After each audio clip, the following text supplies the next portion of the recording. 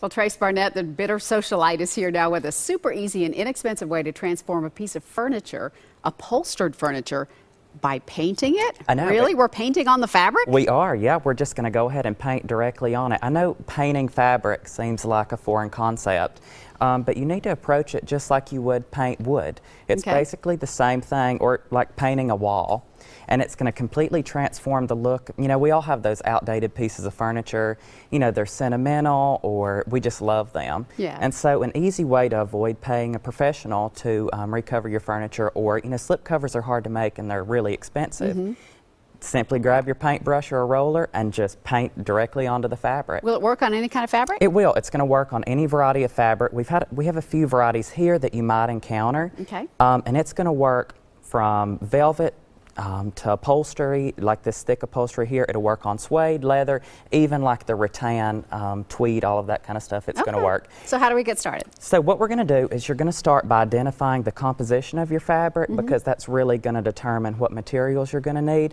But the first step you're going to want to do is take a stiff brush or a vacuum and just kind of brush off the fabric and get it really nice and clean. Okay. After you've done that, if it's really heavily soiled or worn, you're going to want to take like a foaming.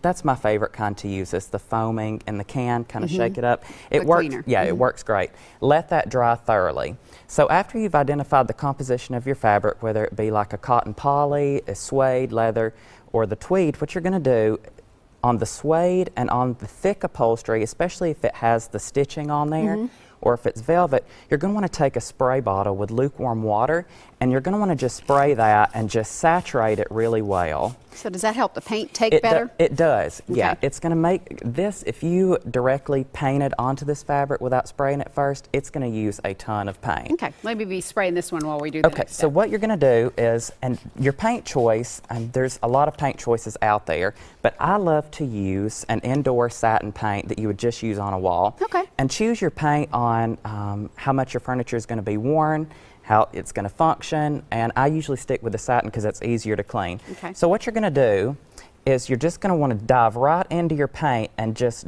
directly make sure and coat your brush really, really well. Okay. We're going to do a heavy, thick brush stroke.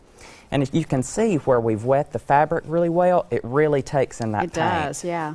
And so use a variety of brush strokes on this. You don't necessarily, there's no certain way to go about doing this. But you want to go in different directions. Right, go in different directions to create that even, streamlined look. Okay. You might even want to, depending on your fabric texture, you might even want to take your brush and do a circular motion just to really work it into those heavily textured areas. When this dries, is it going to feel stiff when you sit on it? It will feel stiff initially, but the great thing about that is toward the end of the process, which we'll go over shortly, you're going to want to take a light grade of sandpaper, and you're going to sandpaper that, and it's going to give it a nice, like a soft feel. Okay. So when you're doing your layers, you're going to want to do a few different layers depending on, you can see where this paint here started to dry somewhat, that there's still a bit of that pattern coming through. Right. So it's going to roughly take 3 to 4 layers. Of paint. Yeah, and one good thing about using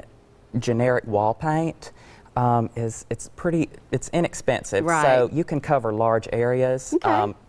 With a low price. Good idea. Yeah, and we've done the heavily textured stuff here, but if you would dab a little paint, it may be easier to see it on the white. So if you have like a leather or pleather vinyl surface, it's always best to me to do it initially in that normal brush stroke back and forth. You're going to let that layer dry, and then I like to go back over that layer in the alternating pattern, and that's going to even that out. Now, you wouldn't sand this, would you? You would not sand this unless you're going to distress it. And that's a complete option on all of this too, is it's all can be distressed. Okay. And so this right here, you're just going to want to like do the circular motion just like that. So after you've done your layers, you're going to take a light grade sandpaper. I think this is 120, and you're going to sand it, and be sure and do a circular motion in the areas that are going to be well worn, and then take a coat of wax and go ahead and apply that with cheesecloth, and it's going to feel like leather. All right, we've shown you this pretty quickly, but all the instructions are online at newschannel5.com with a link to Trace's website. It's the Bitter Socialite. It is. Check us out. All right, really interesting stuff there.